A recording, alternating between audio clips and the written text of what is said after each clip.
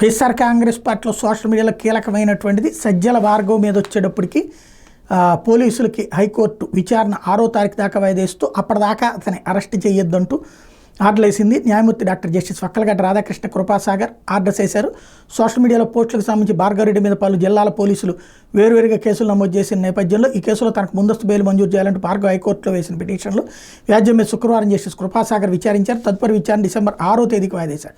అట్లా social media పోస్టులకు సంబంధించి నమోదు చేసిన కేసులో కడపకి చెందిన సరిగిరెడ్డి అర్జున్ రెడ్డి, పీడీటీవీకి చెందిన షేక్ జానీ బాషా తదితరుల మీద కూడా ఎలాంటి కఠిన చర్యలు తీసుకోవద్దని పోలీసులకి న్యాయమూర్తి ఆదేశించారు. విచారణ డిసెంబర్ 6వ తేదీకి వాయిదేశారు.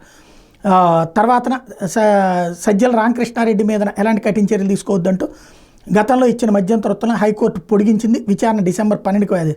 మరోవైపు వర్రా రవీంద్రారెడ్డికి 14 రోజులు రిమాండ్ ఇచ్చారు. కడప జైలుకి తరలించారు. తాజాగా కొత్త కేసులో బాపట్ల కోర్టులో సబ్మిట్ చేసినట్టు నేపథ్యంలో అలాగే రామ్ గోపాల్ వర్మ మీద ట్విట్టర్ ద్వారా సామాజిక మాధ్యమంలో కాపు కులం మీద వ్యాఖ్యలు చేశారంటూ కాపునాడు ప్రతినిధులు శుక్రవారం డాక్టర్ బిఆర్ అంబేద్కర్ కోనసీమ జిల్లా అమలాపురం పట్టణ పోలీస్ స్టేషన్లో సిఐ వీరబాబుకి ఇచ్చినటువంటి ఫిర్యాదు మీద BNS 196 సెక్షన్ ప్రకారం చర్యలు తీసుకోవాలని డిమాండ్ చేసిన నేపథ్యంలో ఇంకొక కేసు నమోదు చేశారు.